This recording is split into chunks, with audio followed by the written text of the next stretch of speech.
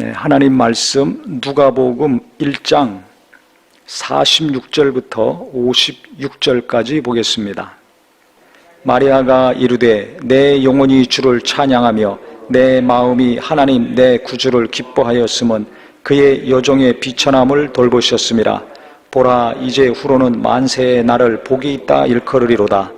능하신 이가 이 행하셨으니 그 이름이 거룩하시며 궁휼하심이 두려워하는 자에게 대대로 이르리로다.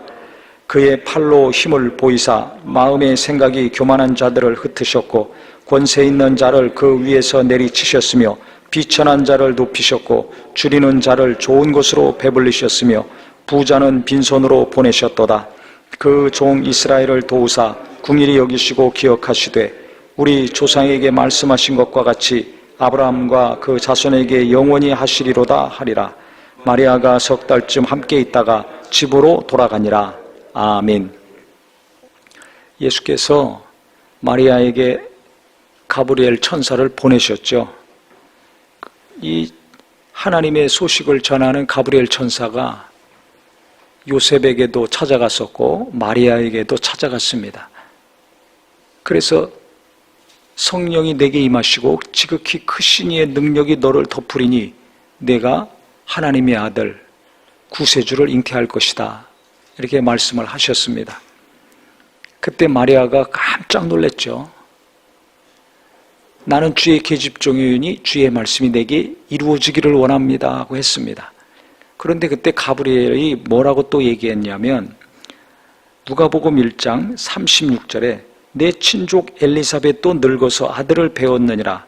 본래 임신하지 못한다고 알려지니가 이미 6달이 되었나니 대저 하나님의 모든 말씀은 능하지 못하심이 없다 하고 했습니다. 엘리사벳이라는 친척이 있었습니다. 이게 침례 요한의 어머니입니다. 침례 요한이 먼저 잉태가 됐습니다. 이미 임신한 지 6달이나 됐다. 하나님의 모든 말씀은 능하지 못하심이 없다 했을 때 마리아가 나는 주의 여종이오니 말씀대로 내게 이루어지길 원합니다, 이렇게 고백을 했습니다. 아이를 못 낳는다고 했던 엘리사벳이 이미 임신 6개월이 됐다면 내게도 이루어질 수 있다는 것이 믿음이 된 것입니다. 그래서 마리아가 엘리사벳에게 갑니다. 39절부터 보면 이때 마리아가 일어나 빨리 산골로 가서 유대 한 동네에 이르러 사가랴의 집에 들어가 엘리사벳에게 문안하니 엘리사벳이 마리아가 문안함을 들으매 아이가 복중에서 뛰노는지라. 마리아가 들어오니까 엘리사벳 임신했는데 침례 요한이죠. 이 침례 요한이 복중에서 막 뛰는 거예요. 예수의 어머니가 들어오니까, 예수를 잉태할 사람이 들어오니까 기뻐서 뛰는 거죠. 그랬더니 엘리사벳이 성령이 충만함을 받아 큰 소리로 불러 이르되 여자 중에 내가 복이 있으며 내 태중의 아이도 복이 있도다 했습니다. 내 주의 어머니가 내게 나오니 이 어찌된 일인가. 보라, 내 문안하는 소리가 내 귀에 들릴 때 아이가 내 복중에서 기쁨으로 뛰놀았도다. 주께서 하신 말씀이 반드시 이루어지리라고 믿는 그 여자에게 복이 있도다 그랬습니다. 이렇게 엘리사벳이 고백을 하니까 마리아가 또 감동을 받고 충만해져 가지고 하나님을 찬양했습니다. 뭐라고 찬양했냐면 내 영혼이 주를 찬양하며 내 마음이 하나님 내 구주를 기뻐하였으면 그의 여종의 비천함을 돌보셨음이라 하고 했습니다. 첫 마디가 주님을 찬양하고 기뻐했는데 왜 그런가? 메시아를 잉태하게 해주셔서, 아들을 잉태하고 낳게 해주셔서가 아니라 여종의 비천함을 돌보셨습니다 라고 고백을 했습니다. 그러니까 이 고백 속에는 뭐가 있습니까? 현실의 삶이 녹록하지 않은 거죠. 자기가 좀 살만하면 이렇게 고백하겠습니까? 이런 고백을 안 합니다. 여종의 비천함을 돌보셨습니다. 하나님이 나를 택해 주시고 나를 통해서 구약에 오리라고 약속하신 이스라엘 백성들이 가장 기다리는 구세주를 나를 통해서 잉태하고 출산하게 하신다는 것이 너무나 위로가 되고 기쁘고 감사한 거죠. 왜 위로가 되고 기쁨이 되고 감사했는가? 메시아를 잉태하고 출산하는 것이 기쁘고 감사한 거지만 자기 자신은 도무지 예수님을 탄생시킬 만한 자격이 없다는 것을 고백을 하는 겁니다. 부자도 아니고 높은 지위에 있는 사람도 아니고 자기가 약혼한 상태였는데 그 남편이 명문 가문의 사람이고 당대 훌륭한 집안의 사람이 아니었어요. 지금이나 그 당시나 사회적인 지위, 경제적인 소유 어느 정도 되는가, 또 배움이 어느 정도 되는가, 이런 거 다 보지 않습니까? 그래서 보통 이상으로 뛰어나고 상위 몇 프로 정도에 들 때 명문가문이라고 그러고 명문가의 자제라고 합니다. 그런데 요셉과 마리아는 그런 최상위 그룹에 속한 삶을 사는 자들이 아니었습니다. 아브라함과 다윗의 후손이었지만 아시다시피 목수의 일을 하고 있었습니다. 예수님이 탄생하셨을 때 난지 8일 만에 할례를 받으셨습니다. 당시 아이가 태어나면, 남자아이가 태어나면 8일째 될 때 할례를 행하고 이름을 지어줍니다. 그때 하나님께 제물을 드립니다. 부자면 소를 드립니다. 재산 정도에 따라 어느 정도 삶을 살고 있는가 그 수준에 따라 바치는 제물이 달랐습니다. 지금도 많이 버는 사람은 세금 많이 내고 조금 버는 사람은 세금 조금 내고 더 어려운 사람들은 무슨 세금을 냅니까? 나라에서 보조해 주는 게 많죠. 제일 가난한 사람들이 내는 게 집비둘기였습니다. 예수님이 할례 받으시고 이름을 예수라고 지으셨을 때 요셉과 마리아가 가장 가난한 사람들이 내는 그 예물을 드렸습니다. 경제적으로 중상층이 아닙니다. 한참 떨어집니다. 그러니까 살기가 힘든 삶을 살았어요. 열심히 나가서 땀 흘리고 하루 종일 일해야지 먹고 살 수 있는 이런 삶이라고 생각하면 이해가 쉽겠죠. 그러니 마음이 평안하겠습니까? 하루 종일 일해야지 겨우 살 수 있으니 불안하기도 하고 답답하기도 하고 뭔가 한숨이 저절로 나오는 인생이죠. 그러니까 내세울 만한 게 하나도 없고 뭐 자랑스럽게 여길 게 하나도 없는 거예요. 그런데 이런 나를 이렇게 보잘것없고 가난하고 하루하루 힘겹게 사는데 어떻게 하나님이 나한테 찾아오셔가지고 나를 통해서 이 엄청난 일을 이루게 하시는가? 여종의 비천함을 돌보셨습니다. 하나님이 내가 힘들게 사는가 하시고 가난하게 사는가 하시고 부족함이 많은 사람인 것을 아시고 나를 위로해 주셨다는 거죠. 그래서 주님을 찬양하고 기뻐한다고 고백을 했습니다. 만약에 어느 정도 위치가 되고 넉넉한 삶이라면 또 배운 것도 많고 하다면 어떻게 되겠습니까? 나의 비천함을 돌보셨습니다. 이런 고백을 안 하죠. 그냥 앞에 고백만 할 것입니다. 주님을 찬양하고 내 주님을 기뻐합니다. 이렇게 했을 겁니다. 이 시대를 살면서 밑바닥의 삶을 사느라고 힘들고 또 힘든 분들, 하루에도 몇 번씩 한숨이 저절로 나오는 분들이 있을 겁니다. 경제적으로 어려워서 그런 분이 있고 육체가 어디가 아프거나 고장나서 그런 경우도 있고 어떤 경우는 마음이나 정신이 힘들어가지고 삶이 어려운 분도 있을 것입니다. 어떤 사람은 공부가 안 돼가지고 사업이 안 돼가지고 일이 안 돼가지고 괴롭고 한숨이 나오고 탄식이 나오는 사람도 있을 겁니다. 내가 스스로 볼 때도 다른 사람들과 비교해서 볼 때 마리아가 고백한 것처럼 정말 나는 별 볼 일 없다. 진짜 나는 가난하다. 나는 병들어 기운이 없다. 나는 하루하루 제정신으로 살기도 어렵다. 라고 생각하는 사람이 있을 거예요. 아니면 그런 가족이 있을 수도 있습니다. 그런 마음이에요, 지금 마리아가. 그래서 저는 여종의 비천함을 돌보셨습니다. 주님이 나를 불쌍히 여기시고 은혜를 베풀어 주셨습니다. 나를 긍휼히 여겨 주셨습니다. 나를 찾아오시고 만나 주셨습니다. 이것이 너무 감사하고 고맙게 여겨지는 거예요.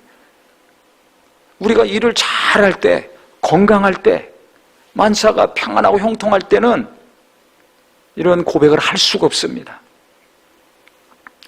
고난이 깊을 때 하나님을 진하게 만나더라고요. 엘리사벳이 성령 충만해가지고 마리아를 환영하고 찬양했을 때 마리아의 영도 성령 충만해진 거죠. 은혜가 충만해졌습니다.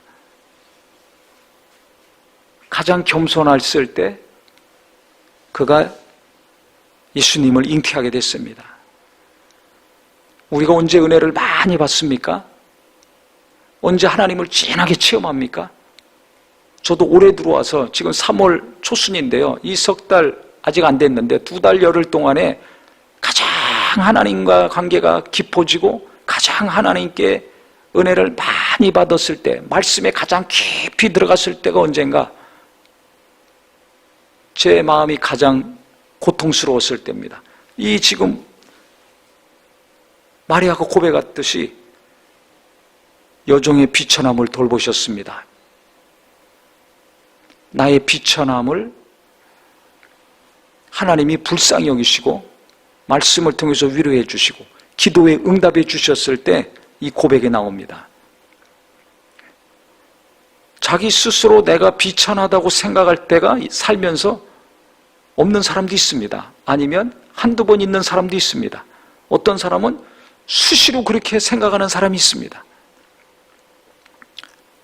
한 번이건 두 번이건 10번이건 100번이건 관계없이 내가 하나님 앞에 너무 왜소하고 보잘것없고 형편없는 삶을 사는 존재를 할지라도 하나님은 나를 찾아오시고 만나주시고 나를 붙드신다는 소망이 있기를 예수 이름으로 축원합니다. 내가 고난을 통해서 낮아질 때 하나님의 은혜가 더 깊이 들어옵니다. 예수님을 잉태할 여인이니까 예수님을 출생시키고 키워야 될 어머니가 되고 아버지가 돼야 될 사람들이니까 하나님이 아무나 부르시겠어요? 아무나 그 집에 태어나게 하시겠습니까?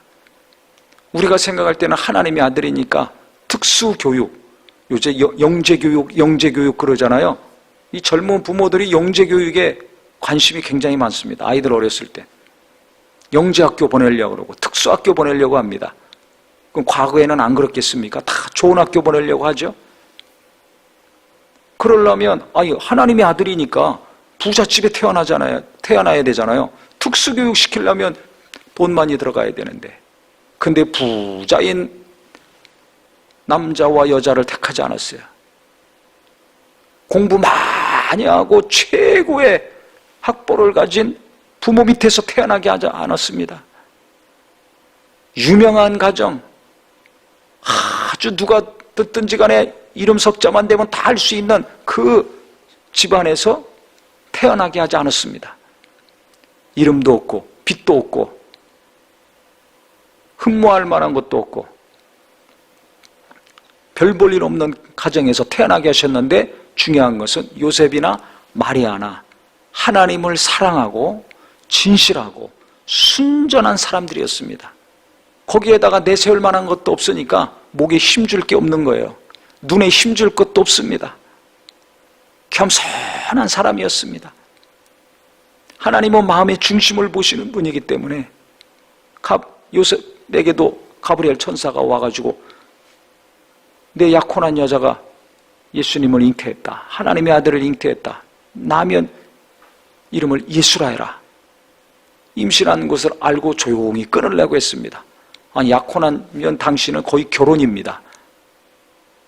아니, 그런데 내가 육체적인 관계도 안 했는데 임신을 했다 그러면 얼마나 시험될 일입니까? 얼마나 화가 날 일입니까? 근데 따지지도 않고 화내지도 않고 조용히 끊으려고 했어요. 이게 보통 인격이 아닙니다. 배운 것도 모자라고 가진 것도 없고 변변한 것이 없다 할지라도 대단히 훌륭한 남자였다는 것을 알 수가 있어요. 마리아도 그렇죠. 가브리엘 천사가 찾아왔을 때 따지거나 뭐 고민하거나 이런 게 없습니다. 잠깐 기다려보세요. 내 약혼자랑 상의하고 오겠습니다. 잠깐 기다려보세요. 내가 생각하고 기도 좀 하겠습니다. 잠깐 좀 기다려보세요. 우리 엄마 만나가지고 친정엄마랑 좀 얘기 좀 하고 오겠습니다. 라고 하지 않았잖아요. 하나님의 모든 말씀은 능치 못할 일이 없다. 하나님이 너를 택하셨다. 너를 통해서 약속이 이루어진다. 구세주가 태어날 것이다 했을 때 그는 그 자리에서 그냥 받아들였습니다. 나중에 남편 될 요셉이 어떻게 나올지도 몰라요. 결혼도 안 했는데 배가 불렀으니까 망신당할지도 모릅니다. 그러니까 남들이 어떻게 생각하는지 그 이목을 두려워하지 않았어요. 하나님만 생각하는 겁니다. 그러니까 하나님께 대한 믿음이 요셉이나 마리아나 어떤 사람들보다 탁월하고 특별했다는 것을 알 수가 있어요. 이게 중요합니다. 세상의 눈으로 볼 때는, 경제적인 눈으로 보고 여러 가지 기준으로 볼 때는 너무 떨어집니다. 너무 떨어집니다. 하지만 하나님이 보실 때는 정말 너무 눈에 들어오는 거예요. 그래서 우리가 이 땅에서 세상의 기준으로 볼 때는 모자라고 부족하고 정말 비천한 정도로 초라할 정도의 삶을 산다 할지라도 내가 하나님을 진심으로 사랑하고 하나님의 뜻대로 살려는 열정이 계속 지속이 되고 1원을 벌든지 1억을 벌든지 관계없이 그것에 내 마음이 왔다 갔다 하지 아니하고 오직 하나님 뜻대로 벌고 내가 쓰기라. 젊어서나 늙어서나 하나님 뜻대로 내가 살고 싶다. 무슨 일을 하든지 사람이 어떻게 말하고 대하는 것과 관계없이 주님이 인도하시는 대로 내가 한 걸음 한 걸음 내가 내딛다가 주님 만나러 가야 되겠다. 이 마음을 가졌을 때 하나님은 나를 최고로 여겨주실 것입니다. 그자에게 언젠지 모르지만 하나님은 찾아가서 만나주시고 정말 놀라운 응답을 주시고 또 말씀도 주셔서 그 말씀을 이루어 주실 것입니다.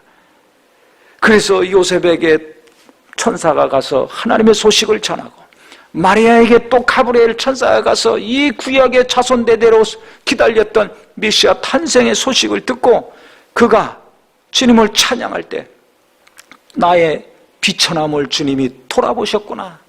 그래서 지금까지 마리아가 기도했다는 것은 없지만 믿음이 있는 자니까 얼마나 하나님을 사모하고 기도했겠습니까? 저는 그 순전함과 그 진실함이 하나님께 상달됐다고 생각이 됩니다. 그래서 그가 예수님을 출생시킨 다음에도 자기 임의로 하지 아니하죠. 자기가 마음대로 하고 싶은 대로 하지 않습니다. 마음에 새기더라. 예수님이 어려서부터 말씀하실 때마다 거기 관여하지 않았습니다. 마음에 새기더라. 마음에 새기더라. 자기 태를 난 아들이지만은 하나님의 아들, 하나님의 아들이라는 것을, 우리를 구원하신 구세주이라는 것을 잘 알기 때문에 함부로 대하지 않았습니다. 자기가 난 아들이고 자기가 젖을 먹이고 품에서 키우고 계속 키워갔을 때 자기 생각이나 자기 감정이나 자기 뜻으로 대할 수도 있습니다. 그런데 그게 없었습니다.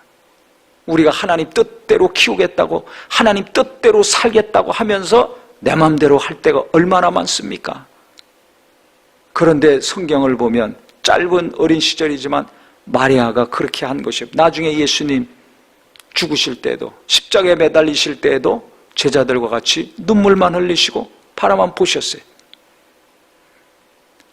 어렸을 때나 컸을 때나 무언가 어머니라고 나서가지고 개입하거나 관여하거나 이게 전혀 없습니다.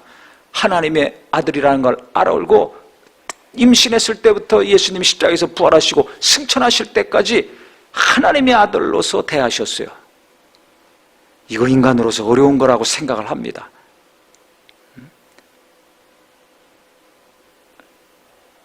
이거 힘든 겁니다.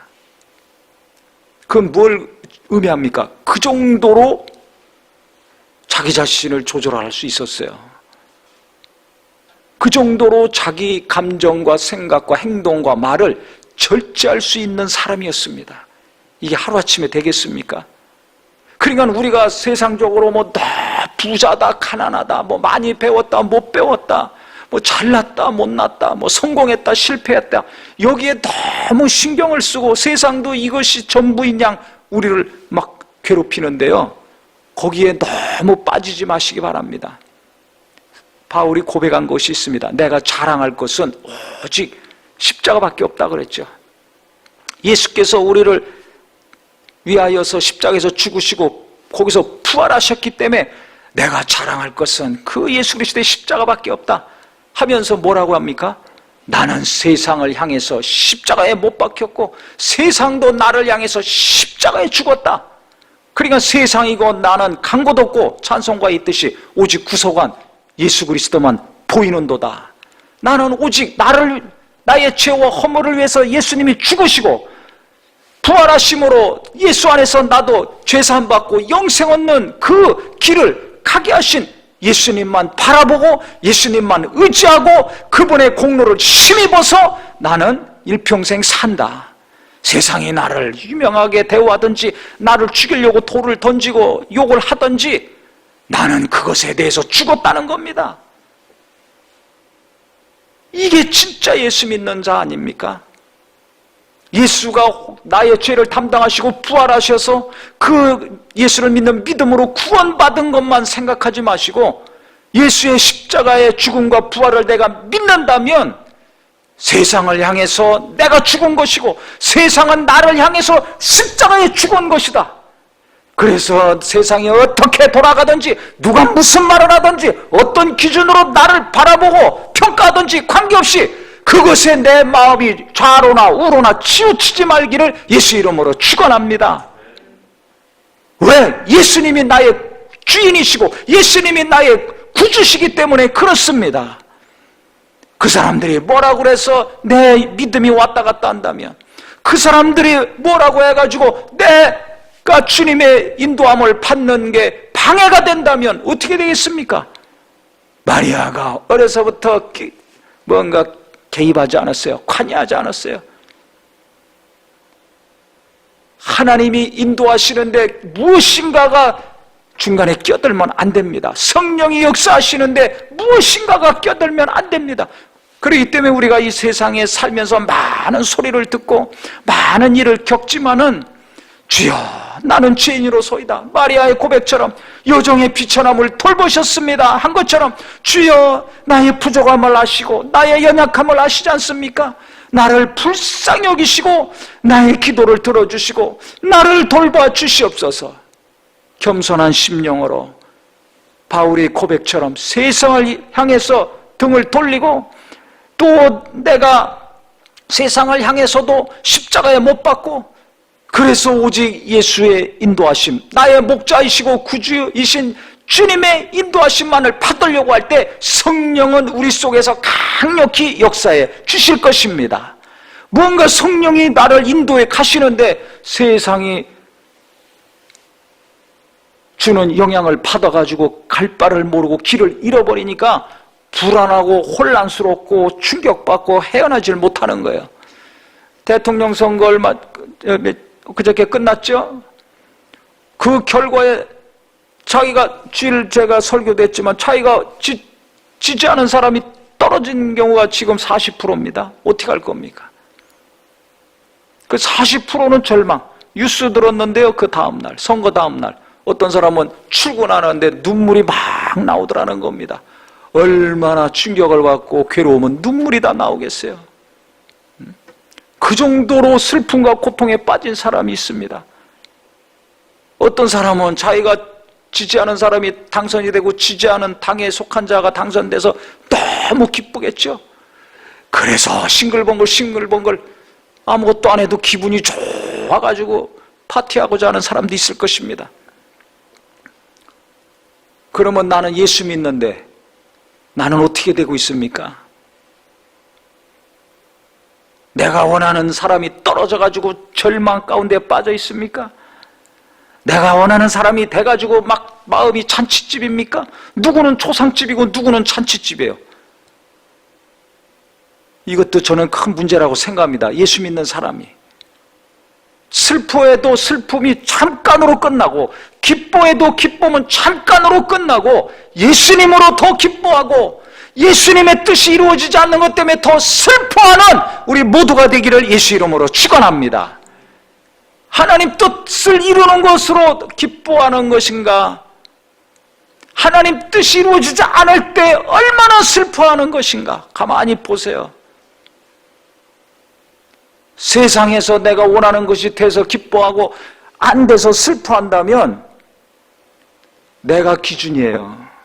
내가 세상을 향해서 내가 십자가에서 죽고 세상은 나를 향해서 십자가에 못 박았다고 한 고백은 일평생 할 수 없는 자가 됩니다. 전에도 말씀드렸죠. 예수님의 제자 중에 독립운동하는 열심당원, 그 다음에 세금 건넌 마태, 예수님의 제자가 됐습니다. 독립운동하니까 애국자 아닙니까? 세금 건넌 사람 매국노입니다. 180도 극과 극입니다. 지금으로 치면 완전 보수도 극보수, 극우파, 극좌파, 중도가 아니에요. 완전 극과 극이에요.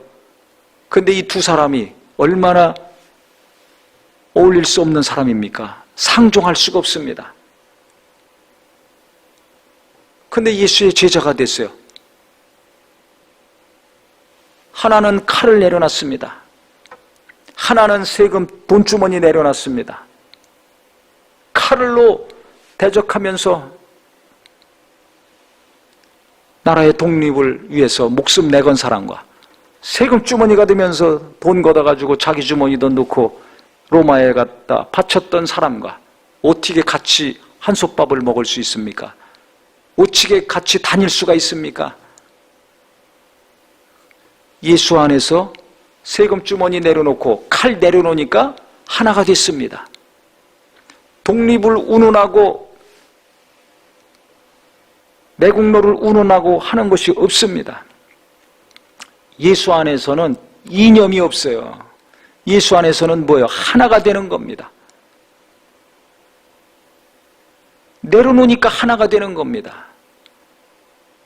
정치적인 성향, 내가 바라고 원하는 거 다 있지만은 거기에 너무 꽉 붙들려 있으면 진영 논리에 빠져가지고 계속 대결 구도로 삽니다. 심하면 폭력적이 됩니다. 말로, 글로 하잖아요. 실제 육체적으로도 하는 경우도 있죠. 그러면서 주여 찾습니다. 하나님이 기뻐하실까요? 자기가 하나님 앞에 비천한 줄 알고 죄인임을 알고 부끄러움을 안다면 그렇게 못합니다. 하나님이 나를 구원하셨다는 것이 너무 깊이 깨달아지면 예수님 때문에, 주님이 베푸신 은혜 때문에 도리어 슬퍼하는 자를 위해서 기도하게 되고 불쌍히 여기게 됩니다. 그래서 진짜 예수 잘 믿는 사람은 슬퍼하는 자들을 위로합니다. 우는 자들과 같이 웁니다. 웃는 자들과 같이 웃습니다. 이게 어떨 때는 되고 어떨 때는 안 됩니까? 왜 그래요? 내가 아직 안 죽어 있어요. 내가 굳세게 믿고 있는 어떤 확신이 있는데 그건 안 죽이겠다는 거예요.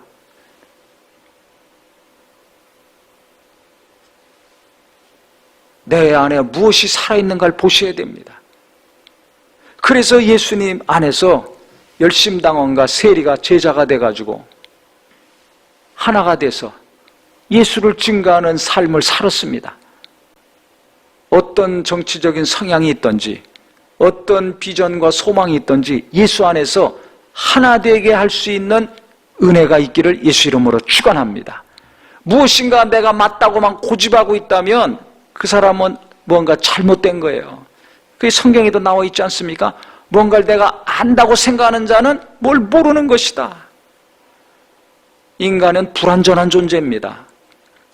아무리 경험이 많고 아무리 체험이 있고 아무리 많은 것을 배웠다 할지라도 완전할 수가 없어요. 다 맞을 수가 없어요. 그래서 하나님 앞에 미련한 자가 되라. 그것이 지혜로운 것이라고 성경은 말하고 있습니다. 근데 나는 이것이 맞다고 확신하고 주장하고 계속 외쳐. 뭘 모르는 거죠. 우리는 예수 믿는 사람들이 어떻게 말하고 행동해야 되는가, 어떻게 사람들을 대해야 되는가 잘 깨닫는 지혜가 있기를 예수 이름으로 축원합니다. 하나님이 내 기도를 들으시고 그 응답을 주시기 원하고 하나님이 나를 귀하게 여겨주시길 원한다면 예수의 마음, 예수의 정신이 돼야 되지 않습니까? 그러면 독립운동하나 매국노 취급받던 사람이나 칼 들고 테러하고 죽이려고 씩씩거리는 사람이나 돈주머니 갖고 다니면서 돈 긁어가는 사람이나 어떻게 같이 화해시키고 하나가 되게 할 수 있겠어요?